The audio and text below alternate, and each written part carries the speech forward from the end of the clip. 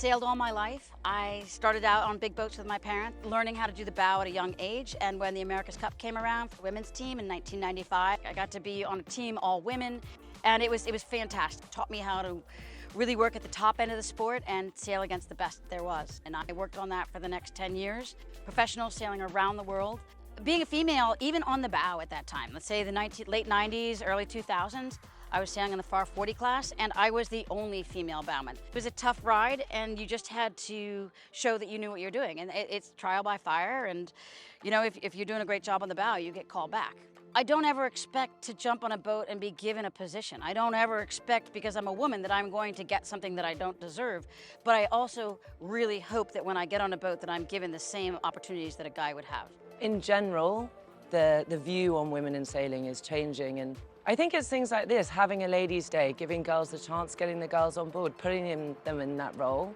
In this race, we have a female tactician, we have a female trimmer, we have a female bow, and I'm on main, which I think it's really good to see women in those roles. We can do it, we just need the opportunity to do it. And it's just about giving that leeway to get women on board in the first place. You can't be what you can't see, and now they're seeing a lot more women on the professional side of it, in the race committee, in the race organization, everything that's going on. As long as there are people that are there to work it at the top end of the sport, I think that's critical. I think the thing that hasn't changed a lot is the women in the afterguard. The decision making, it really is still a work in progress.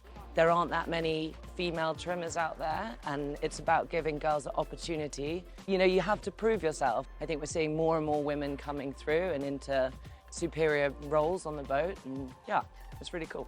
I think the other thing that's really, really important about trying to bring the next generation in is mentorship. And I love what Y2K is doing here and bringing in that next generation and putting them on the big boats. I think if I were 25 right now in this environment, if you can take the time to go out and try and learn everything that you need to know. So if I'm out there and I want to be a navigator, I need to go out and take all the courses. I need to sit there with Expedition and make that personal investment. The other piece of advice I would have is just make sure that you spend every moment trying to learn. Keep your head in the game. Make sure that you're always paying attention and listening and learning from the people that are on the boat that are better from you. And then try to contribute, to start looking at puffs. Anybody on the boat can do it. And that's the easiest way to kind of like prove that you are committed, that you're paying attention, and that you have something to offer.